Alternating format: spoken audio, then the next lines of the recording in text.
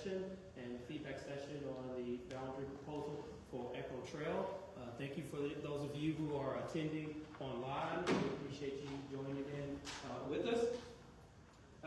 We want to spend a little time and not a lot of time on the why we are here, but I think we all understand our challenges that we're facing at Echo Trail right now. We're at 133% capacity. I think everyone in this room can agree that 7 teachers on carts, 2 classrooms not being used what they're supposed to be used for, and just the overall general safety in a school building is at 133% capacity is not ideal. So we have a proposal on the table that will help fix that long term. Our purpose this evening is to give families who are directly impacted an opportunity to give us feedback, offer some suggestions, and discuss some concerns that you have, and really listen to what you have to say, because we did receive some messaging. And to be frank with you, sometimes when we put a proposal on the board with rationale, it doesn't tell the full story. And so what we want to have an opportunity tonight, this evening, to do is give you the full story of how we landed on what we feel is the best proposal long term. Tonight we have our strategic partner from Woolper, Ms. Karen Jackson. She has a presentation. She's going to give you a brief history of our student assignment plan, which is a district-wide strategic plan, and it's going to give you a brief history. We're going to really dig into how we got to where we are, but more importantly, we're going to discuss the long-term solution and recommendation that we have put before the board, and as well as some of the optional things that we looked at that just didn't work long-term for us as a district, and that's our goal. We have to look at things that's going to be sustainable. So she's going to be here to do that, and then at the end we'll have an opportunity for you to ask some questions or give us some suggestions and address some concerns. If we run out of time at 7 o'clock, because we have a hard stop, we will be here tomorrow evening at the same time from 6 to 7 if you still want to have a question in person. But we do have QR codes. There's one up here, and as you exit in the back, there's another QR code where you can ask some questions. So without further ado, Ms. Karen Jackson. All right, thank you, Mr. Moore. Let me share my screen here.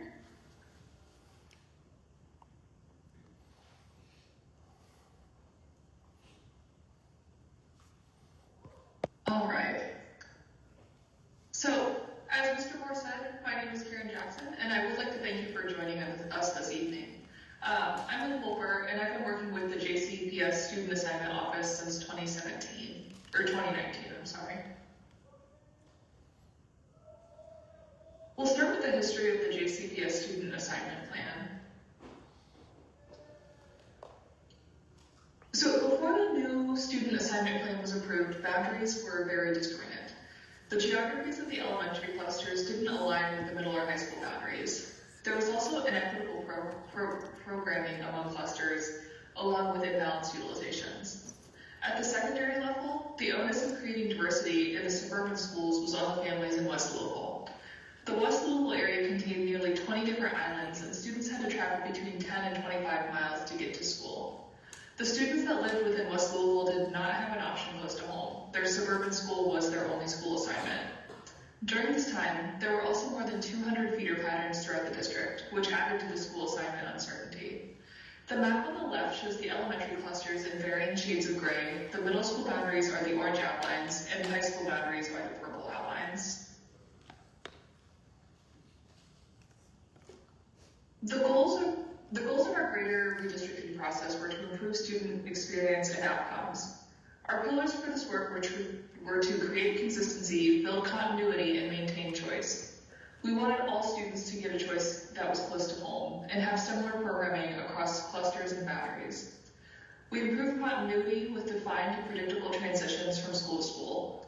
Choice was maintained with the elementary choice clusters remaining, and and increased choice for the students in West Louisville. To accomplish our goal, we created a dual resides model where students in West Louisville or the Choice Zone have the choice to either attend a suburban school, as they have been, or a school close to home. We then aligned the elementary clusters with the high school zones to provide the predictability that families desired. The result was based on more than a year of community engagement with stakeholders and community groups. Due to the complexities that the student assignment plan presents, certain assumptions had to be made during the redistricting process. While we utilized the best information available at the time of the study, along with community feedback, things have changed since the plan was approved and implemented. At the time, magnet transportation was in place for all students. This is no longer the case, and magnet enrollment has dropped significantly, putting more strain on reside schools. The market share of students, both between magnet and resides, as well as public and private, has increased, with more students attending their assigned reside school in this area in particular. Housing developments have also continued beyond what was known at the time, and school start times have changed. When the plan was approved, the board also approved grandfathering for all students, with the caveat that enrollments would be regularly monitored and adjustments would be made when necessary. Boundary changes have also been implemented in other areas of the district, including between Ramsey, Newburgh, and Carruthers. Along with this, satellite schools have been introduced in several clusters to relieve overutilized elementary schools.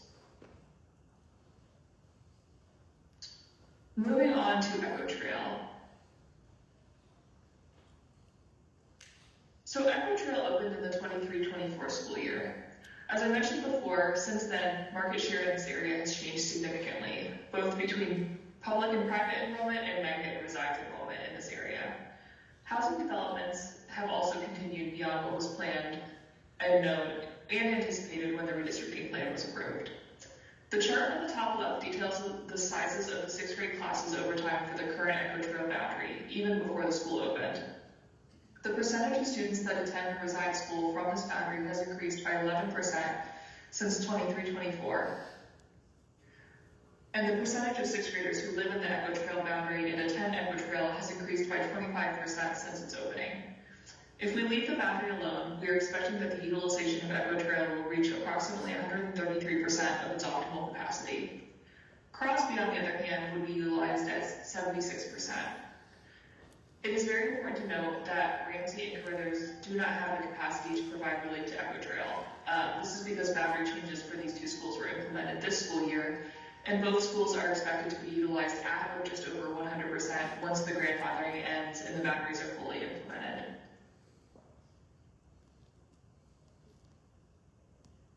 Our recommendation involves moving the area north of 64 and west of the Valhalla Golf Club into Crosby Middle School. Some highlights of this plan include that any current Echo Trail student will be grandfathered in and would not have to change schools. This plan also does not impact the Choice Zone. We would not be creating a new feeder pattern split. All students from Crosby would continue to attend Eastern High School together. This plan also minimizes neighborhood splits and actually remedies a currently split neighborhood. Travel times would be minimally impacted for the area north of Shelbyville Road, and this plan maintains alignment with the goals of the greater redistricting process a few years ago. Along with established students being permitted to remain at Echo Trail, families can also apply for a transfer so that siblings are not split. This is not guaranteed, though. It is based on space availability.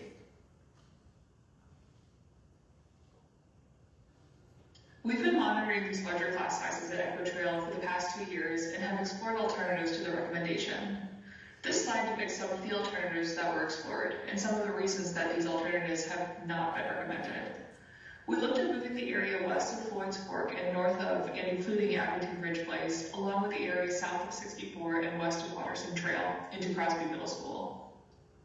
This was not ultimately recommended because it creates a new feeder pattern split from Crosby Middle to J-Town High School and splits the neighborhood in order to balance enrollments. We also looked at moving the entire area west of the Gene Snyder, south of I-64, and north of Taylorsville Road, that's currently assigned to Echo Trail, into Crosby Middle School. This again creates a new feeder pattern split from Crosby to J-Town and doesn't move enough students out of Echo Trail. Another option we reviewed was moving the area north of Shelbyville Road, west of the Valhalla Golf Club, including the Polo Fields Golf Golf and Country Club. This was not recommended because it doesn't move enough students out of Echo Trail.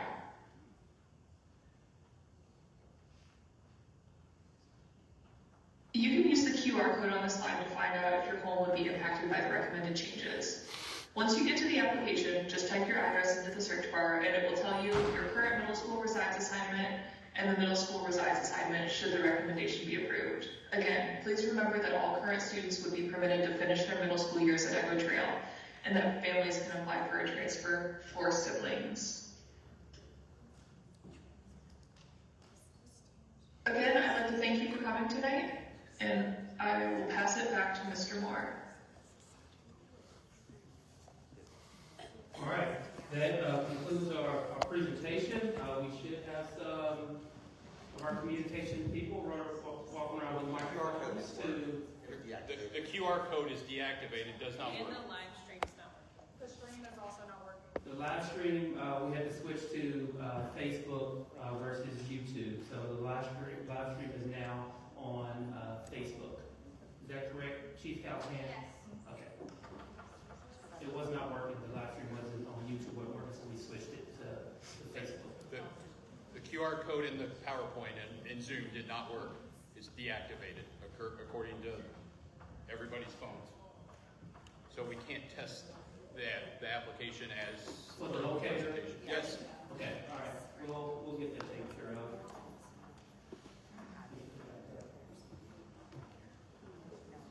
Hey, can you put the QR code back up? They said it's deactivated. Deactivated.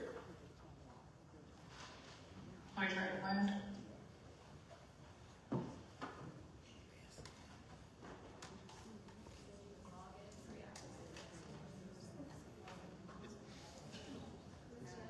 Somebody like to see Is it deactivated? deactivated. If you are the owner of this QR code, log in to reactivate it. Oh, it has been. Okay, let me, I'll make a new one real quick and put it back up on the screen. Give me just a minute here. Okay, thank you. We'll get that back up for you in just a second. We'll have a Q&A session at that time, and then once it's back up, she'll come back on, and we'll reshare that. There's all kinds of fun with technology today. Any questions regarding the boundary changes? Got a mic on your right.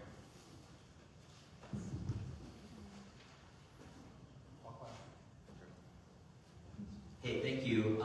Thanks for going over it in some detail. My first question is, Echo Trail was planned and funded and built just a few years ago, based on JCPS's own enrollment projections. I think you talked a little bit about that. You touched on slightly about maybe some of the changes that occurred, like from private to public, maybe some housing developments that now kind of projects that 133% utilization. But I'm just thinking, like, it wasn't that long ago that you planned the school, and can you just touch on a little bit more of what has changed and what gives you confidence that your assumptions right now are more accurate than they were 3 years ago? Sure. I would say the biggest change between then and now has to be magnet transportation. We have definitely seen a pretty big increase in market share, especially for those the percentage of students that were attending magnets previously to who are attending now. We do utilize those enrollment projections, and that's what we're continuing to utilize for that. I mean, enrollment projections are a fun tool. Nobody has a crystal ball, but the more you do them, typically the more accurate they become. At the end of the day, we need to get students out of Echo Trail. So I cannot imagine a case where this would empty out the school more than we needed to. This area is a fast-growing area of the county, and the reality of that is boundary changes are necessary when growth happens. So like I said, we're using the best information we have available, and I really could not see a situation where we're not taking, or where we're emptying out Echo Trail so much that we would need to put students back in. If anything, in the future, if the growth continues at the rate that it has been, we'll be looking at taking more students out of Echo Trail at some point. Hopefully that's not for another couple of years, if not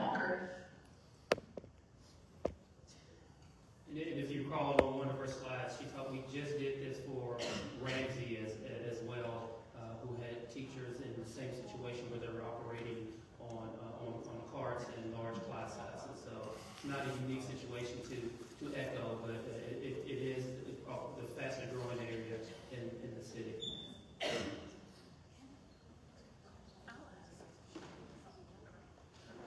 What is the rationale for allowing a student who lives 12.72 miles away from Echo Trail, which is in the Fern Creek area, to attend Echo Trail over a student who lives only 4.8 miles away? Yes. And they're getting bused from Are you talking about the part of the boundary that's on like the far south side? I'm sure you can't see this, but yes, on the map. Can we put the boundary up on the screen so we can all look at it too? Sure, I mean, it has everything to do with where buildings are located and where populations have changed. If we could pick up every building and move them to where the populations exist today, we would do so, and every kid could attend their closest school, and that would be awesome. Everybody wants that. I totally understand that. Unfortunately, there is a higher density of students and less facilities, or less capacity on the west side of the district. So our boundaries kind of have to stretch that way.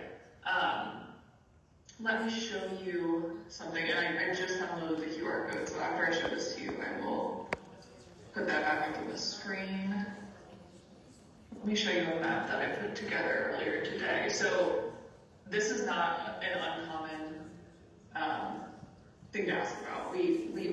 When running boundary analyses and looking at boundaries, everybody wants to attend their closest school, and I totally get that.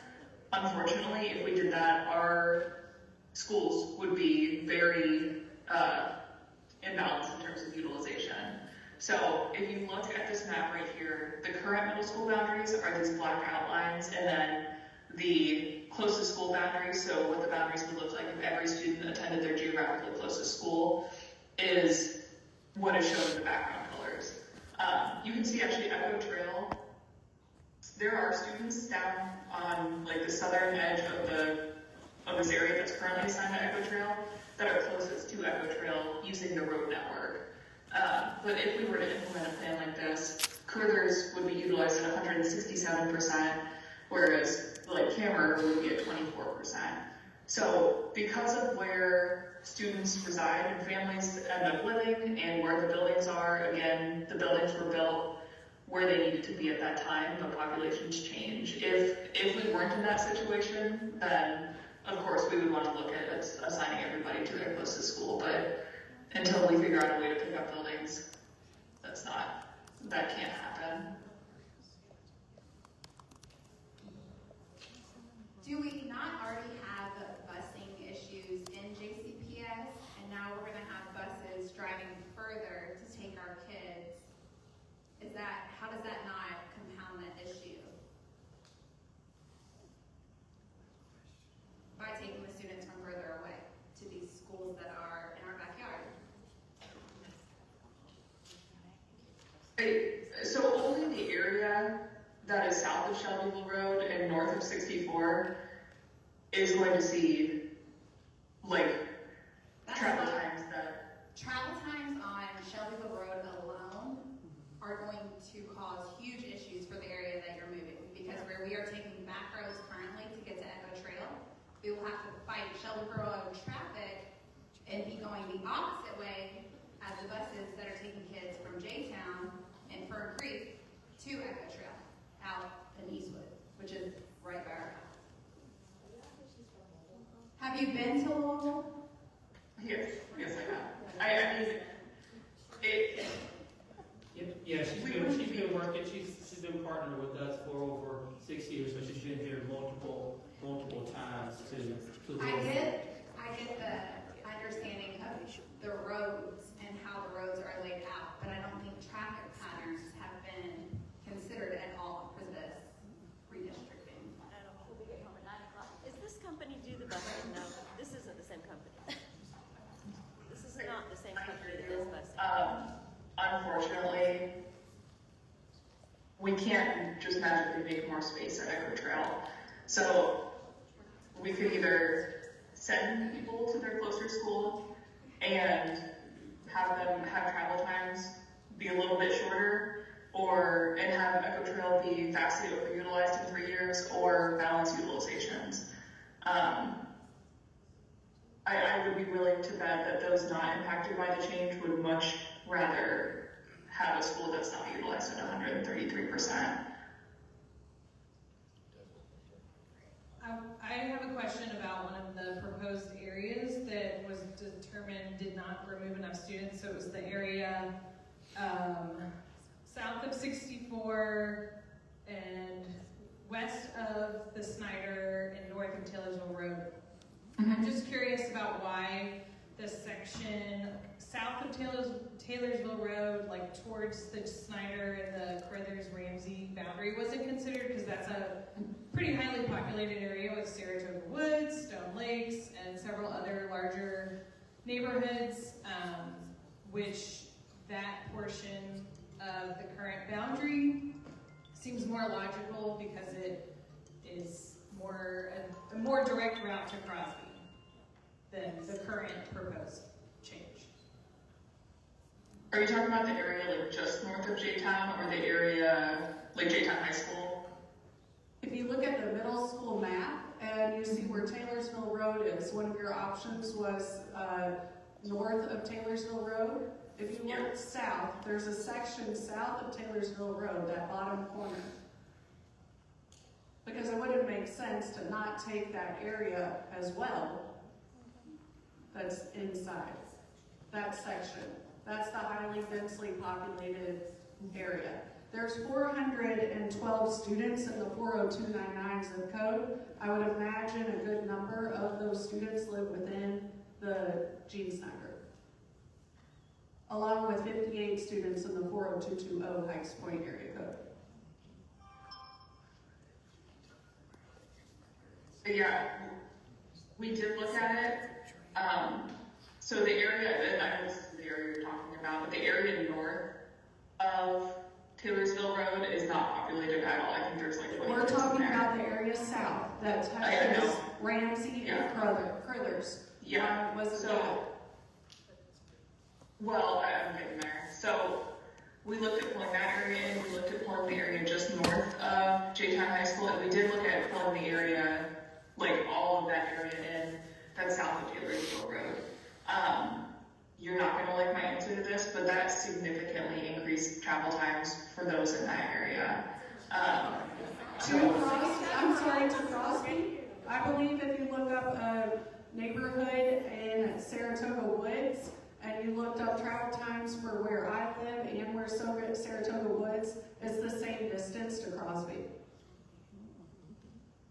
I also want to add that I had 2 students in Middletown Elementary last year. It took them 45 minutes to get home because they had to deal with Shelbyville Road traffic. They were the students that were the most eastern students on the route, and there were days that it was 45 minutes to an hour. Well, every day was at least 45 minutes. I hear you. I mean, that area, if we could have put them into a Crothers or a Ramsey, I think that would have been much more ideal. Again, it also created a feeder pattern split, which we were trying to avoid. That was one of our big pillars from our original redistricting, was to try to minimize the number of feeder pattern splits, and our recommendation does not create a new one. Everybody would still attend 100% from Crosby to Eastern. Would this create a situation where the students in that area would no longer go to Eastern as well? Is that what you just said? They don't go to Eastern today. That we would have a smaller percentage moving from, they would go to Crosby for middle school, and then like 25%, would go to J-Town, the other 75 would stay together and go to Eastern. I made that 25% up, but it would be a lower value. It wouldn't be close to 50-50. So what would be the split at Echo Trail? If this Echo Trail's all currently the way split. Yes, but it would reduce the feeder split at Echo Trail, so there would be more students going to Eastern and less less students going to J-Town and more going to Eastern. So oh my goodness, more students going to Eastern, less going to J-Town if it was the area that we have asked about, the Taylorsville area. If we switched that, we would reduce the split at Echo Trail. So wouldn't that be a positive? While students who live south of 64, who are closer to Crosby, and it creates a split, I understand J-Town and Eastern, but it would reduce the split at Echo Trail. Not necessarily, because the current split at Echo Trail is like 45-55. Eastern and J-Town. So it would push the lever, I think, the wrong way. Can I ask Karen? Yeah, it would be fewer students at Eastern. Ms. Jackson, Yes. do you have the data, how many current fifth graders that will be attending next year the resides for Echo Trail? If the lines are not changed, and you'll say just stay the same, what is the projection for Echo Trail with the incoming reside students with current projections? I've seen 27, 28, I've not seen 26, 27 projections. Let me look. Hold on just a minute here.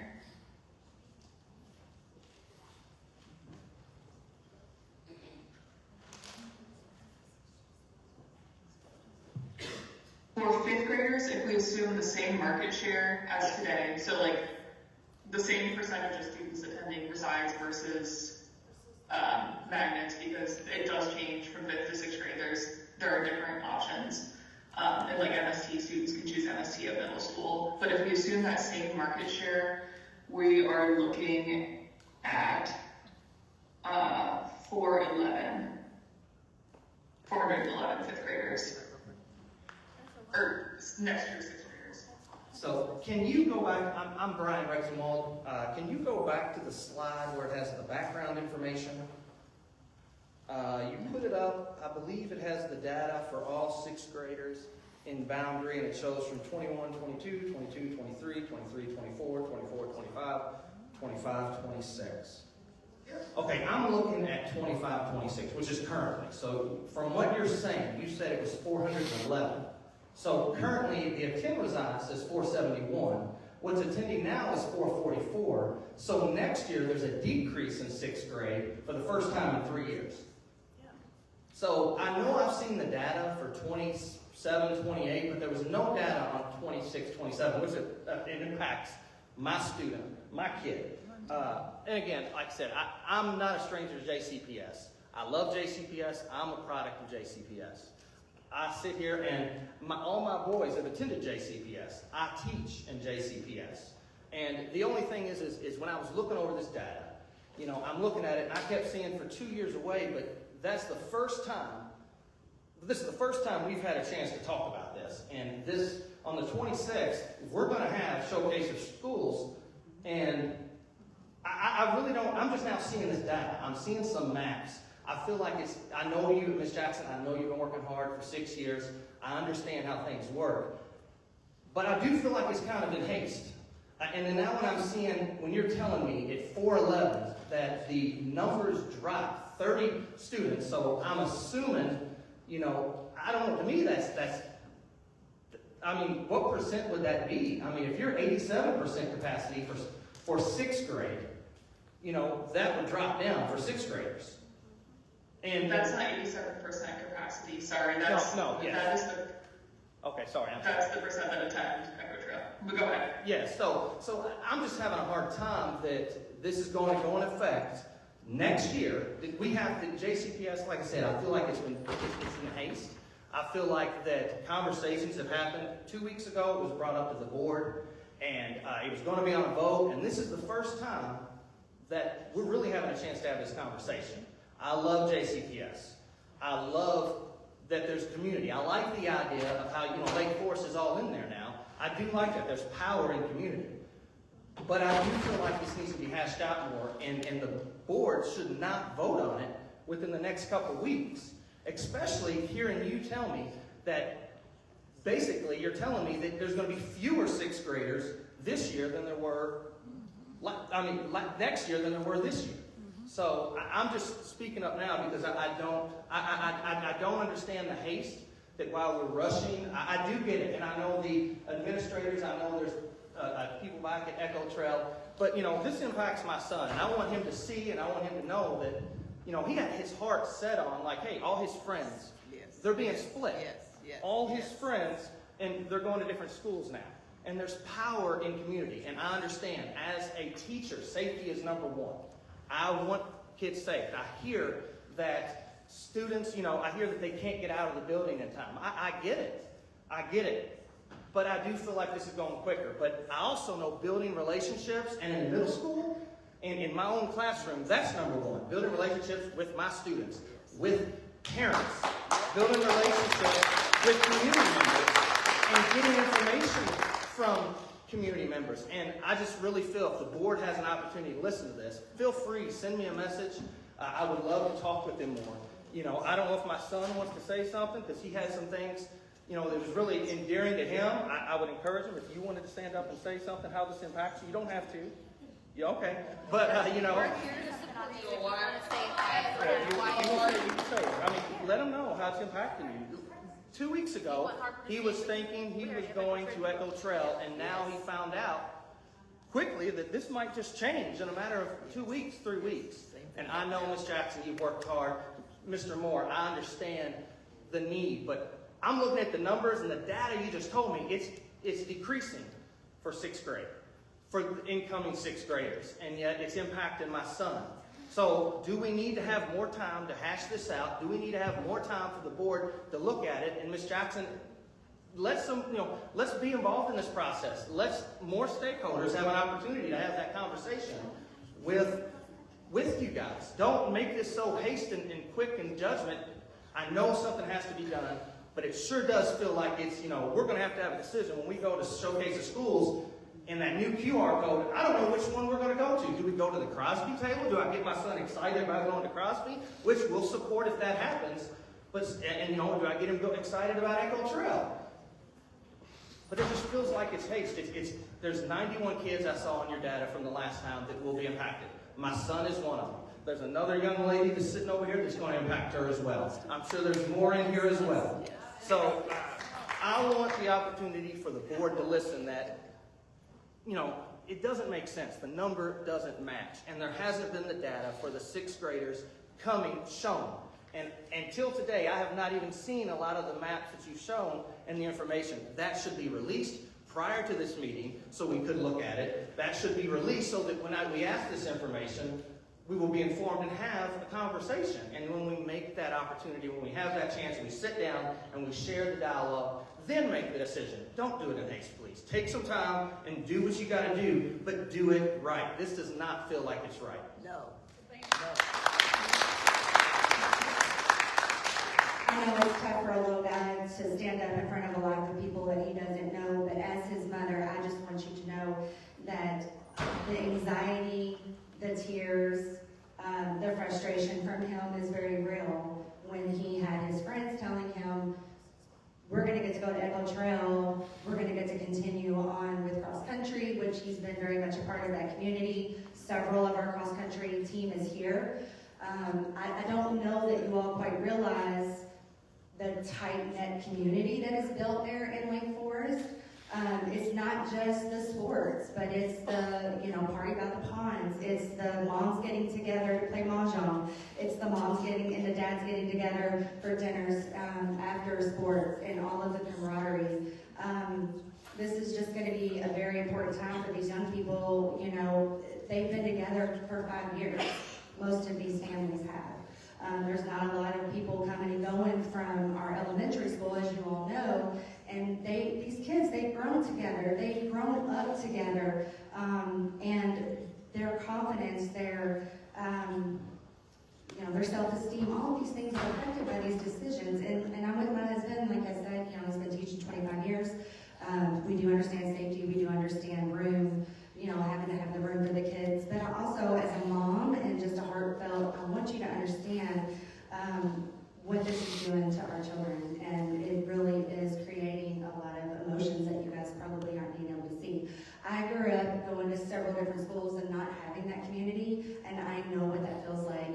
And it was so important for Brian and I when we were looking for a home, a place to set our roots, for our our children to be able to grow and move with their core group of friends. And so it's so much more than just numbers and boundaries, and I get how important this is, but I just want y'all to know it's so much more than that on a deeper level, that this community is very tight-knit. There's so many of them that are not here tonight, but I know they wish they could be. Maybe they will be tomorrow, but we talk about equality. Isn't that the big word? Equality? How is this equal and fair for these young people and for these parents who have made sacrifices? Brian and I made sacrifices. I'm talking no cable for 13 years. We still don't have cable to be in an area where we knew our kids were going to grow and flourish. And I know I'm long-winded, but my son is worth it. These other children are worth it.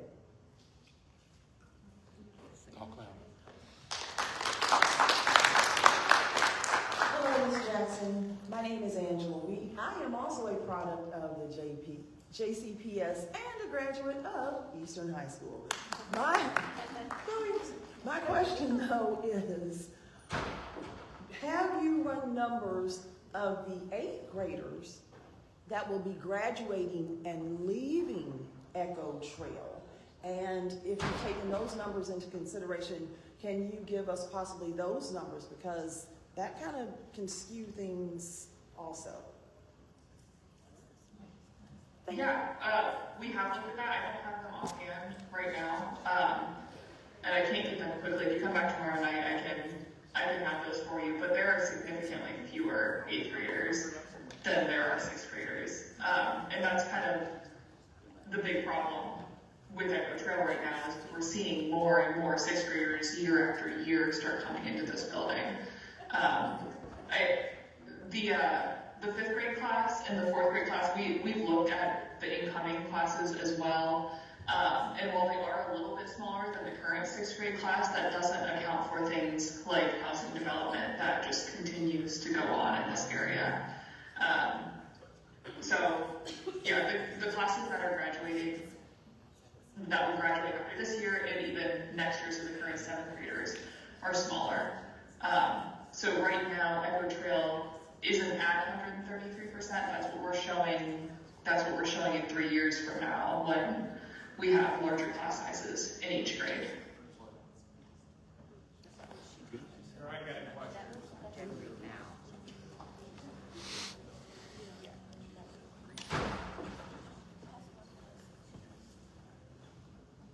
Where is the board? You stand up, please. Okay, who are the board members? Are all the board members here? We're not allowed to be all in one place at one time. Security issue? No, legally by the state law, we have to declare it. Okay. Let me ask you, what is the zip code of Echo Trail? 40245. Okay. What is the zip code of the majority of the people who you are thinking about changing? What's their zip code? 40245. So 40245 that lives in the same zip code is having to go to another zip code? Are you kidding me? This is your best answer? This is a joke. This is incompetence. And you need to find a new solution. 8 months ago, I bought a house in Lake Forest for one purpose, to send my daughter to Echo Trail. And you now are thinking about changing it. I spent hundreds of thousands of dollars to get my daughter to the best school that I know of. And you are changing. We live in the same zip code. You gotta have better answers than this. This is a joke.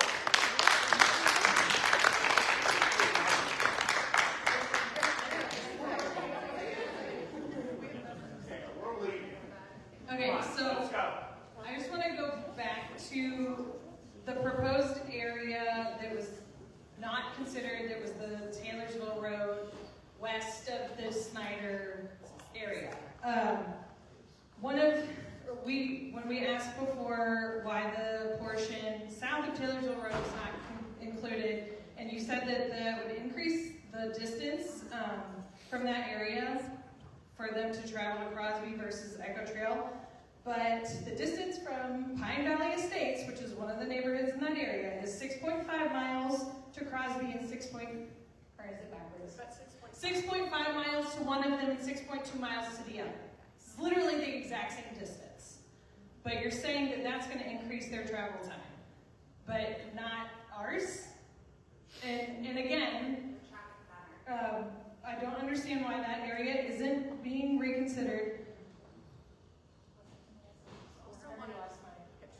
We'd also like to know the numbers. If that is a bigger share in that area, it feels like it would be a longer term solution, because moving the line just over to include just a few neighborhoods east of 264, or of Gene Snyder, I'm sorry, feels like that line is just going to continue to move, where that whole area inside the Gene Snyder feels like it would be a longer term solution. And I think we should be able to see how many numbers, how many students this would be. Because right now you're only trying to move 93 students. I guarantee there's probably more than 93 students that live inside the Gene Snyder. And also just a second part of that, there are currently, I think, 5 middle schools that are split feeders to high schools. So I'm just curious about why it seems that the plan is so against making Crosby a split feeder for Echo Trail and Eastern, when we already have split schools in the district, that I don't see anyone trying to change.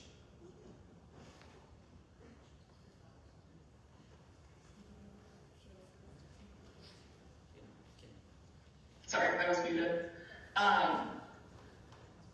Those splits are not ideal, and none of us think that they are. If we could avoid them, we would, but again, we don't have the schools in the right places in order to make that happen. So we're trying to avoid them, avoid creating new ones.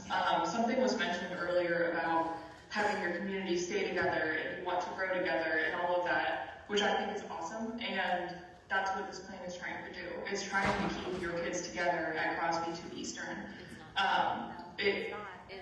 We're trying to maintain that kind of continuity. So your kids make friends in middle school and they stay with them in high school. And No. You literally are splitting. a lot of the feedback that we get across the country is that the relationships from middle to high school are a little bit more fragile than those from elementary to middle school. Middle school is a weird time for everybody, and maintaining that as much as possible is ideal. So we are trying to avoid that. We didn't want to make or to have the splits elsewhere, but unfortunately we do. And I mean, given this whole conversation and how emotional this conversation is, we don't want to make boundary changes unless we absolutely have to.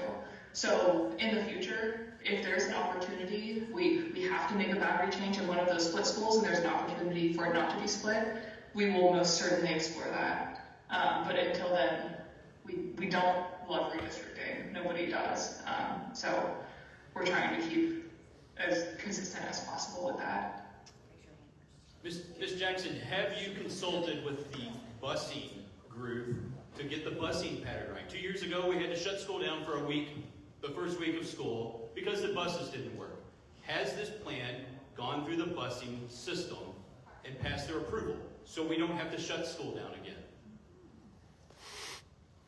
We have the JCPS GIS involved in all of these conversations. But not been approached, not been approved, and said, yes, we could make this work and it's functional, where we don't have buses coming from the west end of Louisville to the east end of Louisville, when we're in a budget problem right now, because that happens. We have bus trackers.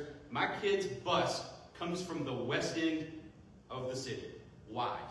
And why has that not been pre-approved before a district change? It has to be done. If you don't have all your eggs in the basket ready to go, then it can't be voted on. Sir, it cannot be voted on until it has been approved and we have seen it. Yeah, no, I totally agree with that. I will just let you know, I'm talking to Dr. Folk as this meeting's going on. He has been involved in every single aspect of this plan. So So I just want to assure you guys, as far as shutting down the district, not planning busing, not doing routes and traffic, all of that has been accounted for at this point. So I do want to assure you. Why is it not part of this then? If you cannot present the busing plan with the redistrict, don't come back until you have a better game. You cannot vote on this until all parts of this are present. You don't send a fire truck out and say, we think we can make it there because you can't. You have to have the whole plan. You all don't have the whole plan. Come back with something better. Just to clarify, Dr. Folk and his team and my team, which is School Choice, sitting over here with Amanda. They meet bi-weekly, and we have been working. We've been working on this and a lot of solutions for over 18 months. So this is not something that just came about. So they have been part of this entire. They have been part of this entire planning session. If this has been going on for 18 months, why were we notified 2 weeks ago? 2 weeks before the vote, there's no public input at all? No busing plan? Like, you've already failed the busing plan. Why are we redistricting without a bus plan in place? Like, Bus routing starts in the spring and the summer of the preceding year. That's when bus routing starts. and it failed 2 years ago when it started, and we still couldn't get it right. Is JCPS doing busing now? No contracts out? There's a department? Did you say that again? Is there a department with JCPS is now doing all the busing? We're not contracting out someone else to do that? We are not yet. We do all of our routing. There's no one else doing our routing. We have a routing team. That was part of our strategy to improve transportation. We have a routing team that does that. So your answer was you do that in the spring, but yet wouldn't this be like a really good reason for you guys to discuss that now and say screw the spring?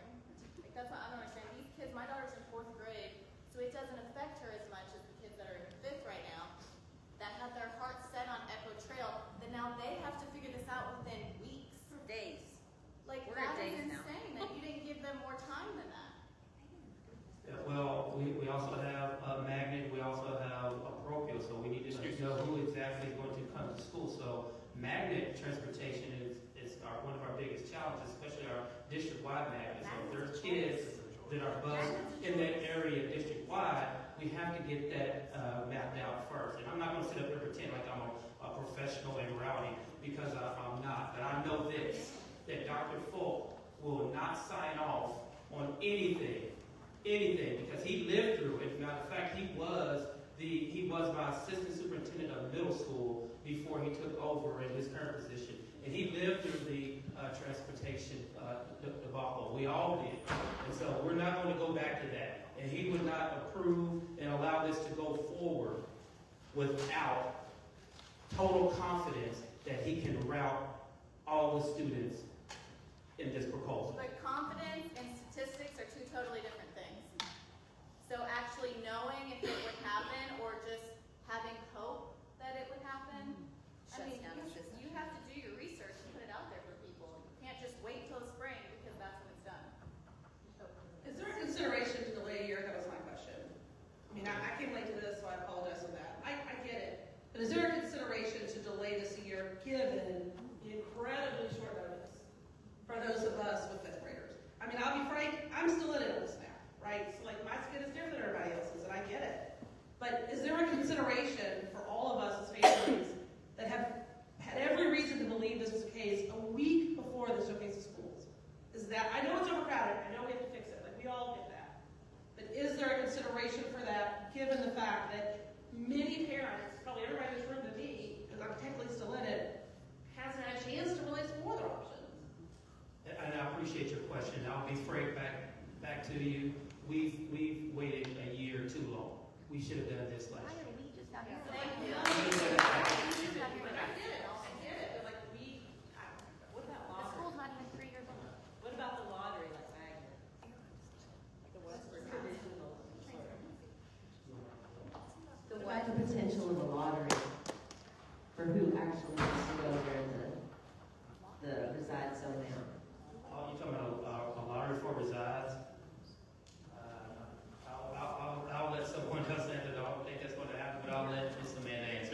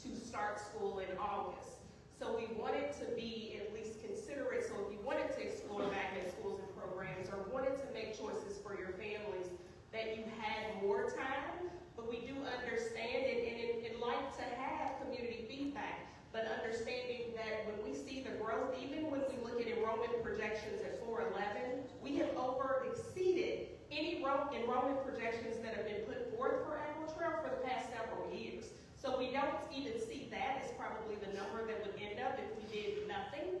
So we want to make sure that we're being responsive to that. Thank you. What I would like to know as I'm a parent of a 6th grader at Echo Trail and a 4th grader at Hyde Elementary, if we were to put in for a transfer for hardship, would there be busing transportation for that hardship student? And what guarantee are they that the 4th grader will get in? So I'm not in transportation, but I think I can answer this. So if you have siblings, let's say if the boundary does change and you have a 7th and 8th grader that's at Echo Trail and your transfer is approved, then your sibling, the younger sibling, is able to ride with the older sibling to school. But it will not be a new route created for a student if you only have an incoming 6th grader and you have an approved transfer and you attend the school. So once my 8th grader moves on and my student's in 7th grade, it'll be my responsibility. Yes. Okay. And Responsibility for what? to transport the To transport. the new student. Okay, so that was my concern, is if we have people that live next door to each other, we've got one that goes to Echo Trail and we've got one that goes to Crosby because they got into a hardship transfer, then we're sending 2 buses literally next door. That's a waste. And I would like to say thank you to whoever took the vote off of the board minutes. Because that was, I was a little disappointed to see that on the board minutes originally without at least having this opportunity. So whoever took that off before the vote, I appreciate that.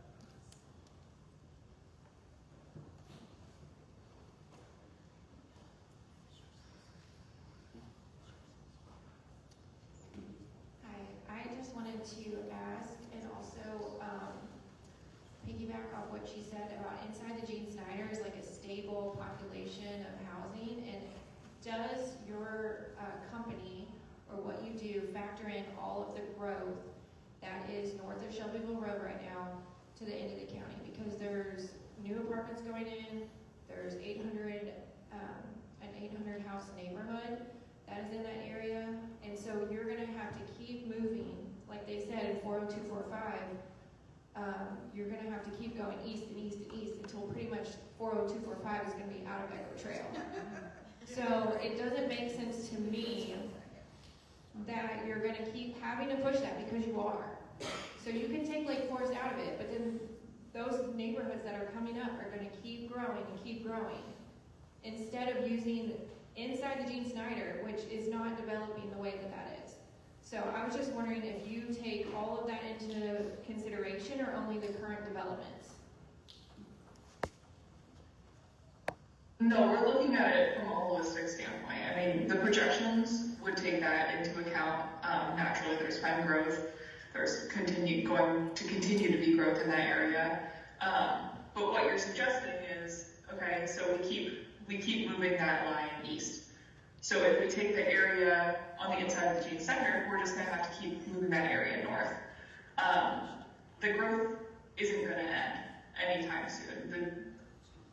You live in a growing area, and the reality of the growing area is boundary changes. There could come a point, this has not been discussed, but there could come a point where a new school is needed because there has been so much growth in that area.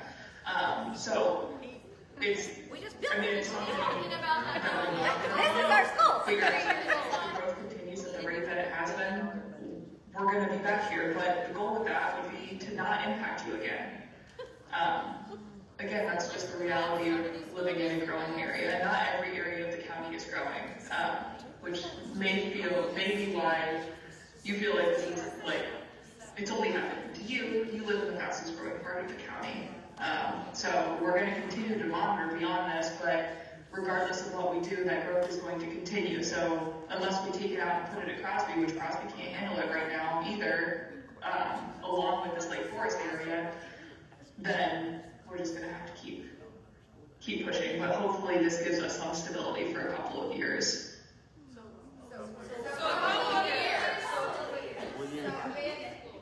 You're moving your problem from the Echo Trail to Crosby. Yeah, you're moving it back. That's all you're doing. We're going to have the same conversation in 2 years because 40245 is going to continue to grow.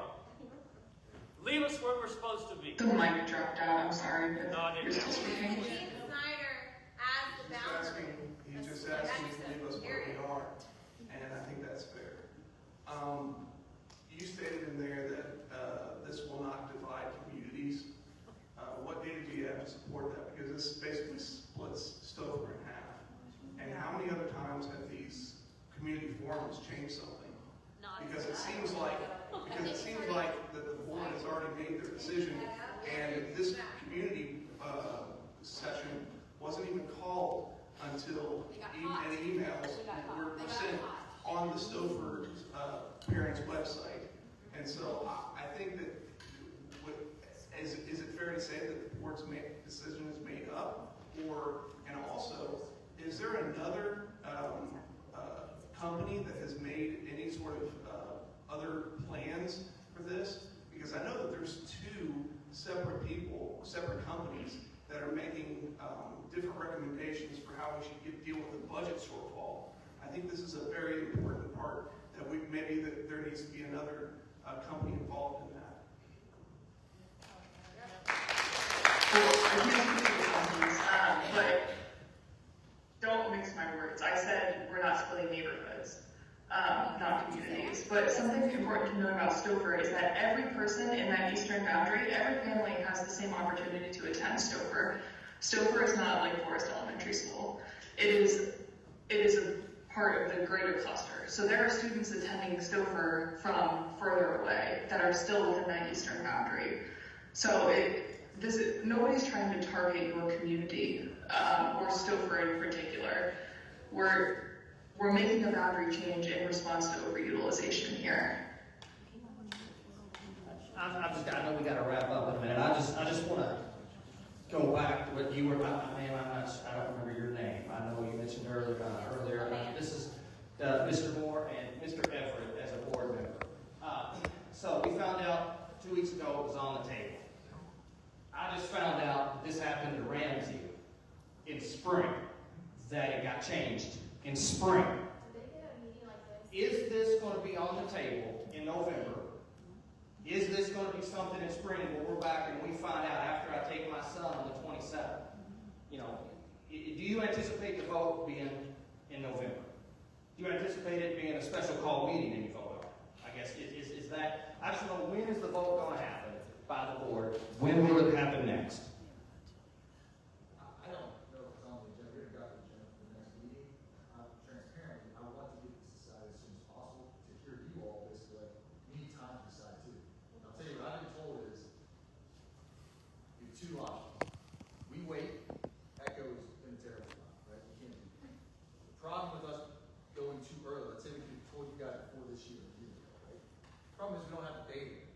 Data is not correct. If we make a boundary change that won't move in a year, that boundary change is incorrect. So you have to find a window where you've waited enough time to have the right data, and hopefully give you guys enough time to make the right decision. It's an impossible situation. And so this is our best window where you still have time to make a choice. I totally understand. I went through this as a parent actually with my daughter.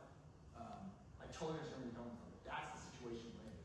Wait too long, you have no time, and we have all the data in the world, we know the boundaries, right? But you guys have no say in the Ramsey for this situation, or we do it now where you have some time, but you feel like you wish you had more. We don't have as much data because it's the best. And I do know with more students that are attending Echo Trail means more money for that school. Portables could be an option until we figure it out and you all do it right. They're portables, and I know you mentioned on the news the other day about money, and it's a tight budget. And as we mentioned, with the busing, that could be another problem. There's still money, there's still problems with it. It just seems in haste, and I hated that Ramsey had that in spring. That just sounds, there's got to be a better way, board members. There's got to be a better way. There's got to be better time and planning, and you know these numbers. We know these numbers. You knew it 18 months ago. We're finding out now. And we could find out in November that my kid is going somewhere else. We could find out in spring, which is worse. I can't put a conscience saying that. I can promise you as a board member, you will not find out in spring. It's either going to be as soon as possible, or we're not going to do it. I can promise you that. Okay. No, I appreciate that. Yes, thank you, sir. I appreciate that. No, I appreciate that, because that just struck me hard when I heard that earlier for the first time. Mr. Everett, you just said as a man of transparency, how come there has been nothing mentioned for the last 18 months of investigation and you all studying this? Where's the transparency Right now, like, Again, you're the representative, tell me, why has the public, the students affected by this change, the families affected by this change, not been notified until we found out through the grapevine that it was slid in and you got caught, and now we've delayed it. So the last 18 months you've been hiding this from the public. Totally fair. To be fair, I started in January. So Well, So your email to me last. You said you just found out about this. I did. But you, I said in January. I started on the board in January. Oh, I literally did not find out about this until you guys did. And again, transparently with them, I'm holding them accountable too, or I wish I would have heard earlier too. But to my point, these guys could have told me in January when I started that, hey, we're going to do this. But then because it's so early, they could have come to me 3 months later and said, no, we're not doing this. And then you guys email me and I tell you, I say, yeah, we're doing it. And then I have to come back and say, no, we're not, because the data changed. or how about, hey, we're studying this. Give us some impact, give us some feedback, so we have information from the community before we throw this rock into the puddle and watch everything crumble. Totally agree. That is why we pulled it off the agenda. That's why we're here. But 18 months of hiding something from the public is unacceptable. And that's part of the reason. Never mind, I'll digress. I'm going to step over this. it's a trust issue with JCPS. I am a Crosby. I'm a JCPS graduate. I went to Crosby, almost Eastern, and it's breaking my heart because I don't have faith in the system. And I'm about to switch my children to, I don't know, we're talking private. I never would have ever thought that because I was very proud of this. We moved back to the area where I grew up in. I was really excited. We were considering moving when ECHO was being built. It was in our boundary. And to hear this is, I know I have emailed Mr. Everett many times and just said I have no trust in JCPS. It's one thing after the other. I've sucked it up with the transportation. I have tried to, and when you find out 3 weeks, you know, my daughter is a 5th grader at Stouffer. She's a cross-country runner. You know, we are so excited. We've been saying for the past year, we can't wait to run with Echo Trail. You'll be 6th grade with them. Her 3rd grade coaches are the Echo Trail coaches, and this is one of those a strong community tie.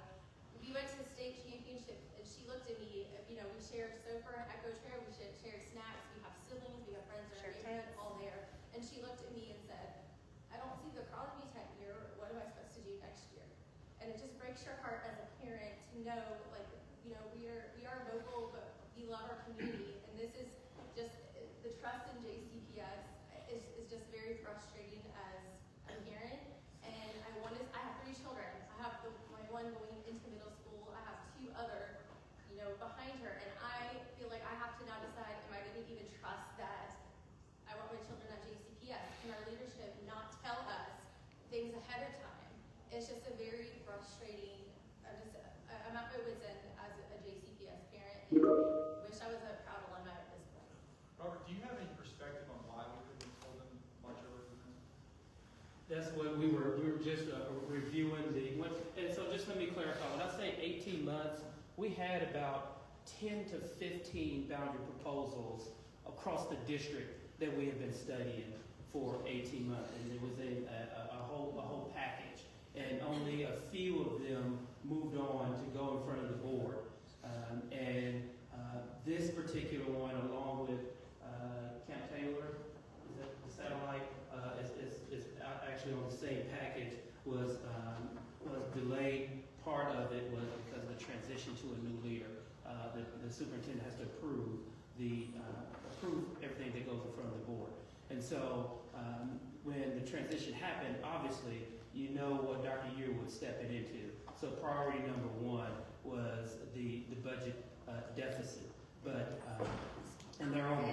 My school choice team, they're on me. They're like, we have to get this on the board before the Saturday before the showcase of schools, so families can make a choice. They were relentless multiple times. So I will say that it has been a relentless effort of trying to get this to you in a timely fashion, and we probably failed at that, and we'll definitely own that. But that was not our intention to have it after the fact and after the showcase of schools. So we absolutely, and my team of School Choice absolutely are family and student first. Family and student first. So they have been pushing to get this, and so I apologize to you that it may not get on the board before the school choice. That's the hardest thing, and the hardest thing is looking around at kids. So I don't want, before we dismiss, I don't want to really minimize the impact that it has on kids. Because trust me, that pulls at my heartstring. I too am a JCPS student. Started at JB Atkinson, and because I took a test in the 3rd grade and did well, I qualified for the what was called advanced program at the time. And the inequities in JCPS at the time, my mother had to send me to Whitney Young. So instead of walking from 2512 St. Xavier, 3 blocks to JB Atkinson, I had to get up in the morning by myself, without my friends, if I wanted. She made that choice because she wanted the best for me. I was the only child, so a little spoiled. But she made that choice, and I had to go away from my zip code, away from my friends, for 3 years. I did that for 3 years. Went to Johnson Middle School. Supposed to go to Western Middle School, again, 3 blocks away. But I advocated for myself, and she, in the 7th grade, that's when I returned to my reside school. So I just looking at the kids, I understand what you're talking about. But So, you have a choice. You don't have a choice. We don't have a choice. It's not about choice. What's the choice? well, that was my mother's choice to send me there. She obviously she didn't have to. But just think about the inequities where she thought that was the better choice for me at the time. Amanda, who lived in the West in Louisville at the same time I was going, near the same time I was going, so I'm a little older. She didn't have a choice, and she had to be bused from West Louisville to Stewart Middle School. 2 transfers, 2 transfers if she wanted to be participating in after-school activities. So my point is, I don't want to minimize the impact that it has on students, especially this late in the game. So that part definitely I apologize as chief of schools, and we're going to try to get this resolved as quickly as possible. There are QR codes up. There's one up front. There's one in the back, and we will be here tomorrow evening between 6 and 7. I believe we'll be in the multi-purpose room. We will not be in the auditorium. So thank you for coming. I appreciate your concerns and your suggestions, and have a good evening.